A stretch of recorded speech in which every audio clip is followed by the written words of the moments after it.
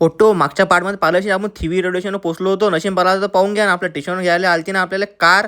मग काय सगळे पोट्टे भरले कारीत. मग मी नाही बसून घेतलं कार मधले. काका म्हटलं काका एसी करा तुम्ही, फुल आता फुल गरमी होऊन राहिली. मग काकानं काढली म्हटलं 200 स्पीडनं फुल काल आपल्या हॉटेलच्या इकडे जायले. मग डायरेक्ट येऊन थांबली हॉटेलच्या खाली. पोट्टे घुसले अंदर. पोट्टे थकले होते हॉटेलच्या अंदर घुसले. पटकन चाबी द्या म्हणे पण जाऊ द्या रूमच्या अंदर. रूमच्या अंदर आलं सामान घेऊन इकडे तिकडे फेकून. आमचा एक सिपाही तर रिमोट घेऊन डायरेक्ट टीव्ही पाहायला बसला होता. मग काय रे बा, मी काय आवडतं मी नाही घेतलं मस्त अंग टाकून. मग काय पोट्ट्यानं फटोफट तयाऱ्या केल्या. आंघोळ्या करून आम्ही आलो सगळं बाहेर. सगळे निघालो बा बीचच्या इकडे जायले. फुल पोट्टे तेवढे खुश होते बा. गोवा कधी पाहिलाच नव्हता, पहिल्यांदा आलतो आम्ही. फुल ताकद ना कल्ला हल्ला करत चाललो होतो आम्ही फुल माहोल. मी तर एवढा खुश झालतो बा, रस्त्यानं कल्ला हल्ला करत लोक मला पागल समजत बावा. आपण तर आपल्याच मजेत गुंग.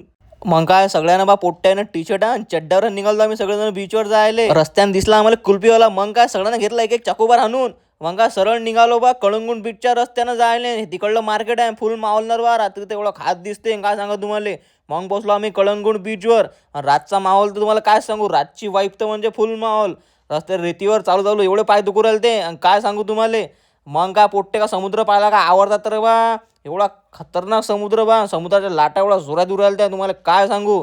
आणि पोट्टे तर म्हणतात मी आम्ही आता आंघोळा करतो. मला थांबा रे बा. पुढे तर आम्ही फुल मॉल केला. तो मॉल पाहण्यासाठी आपल्या आडीले पोट्टो पटकन फॉलो करून घ्या.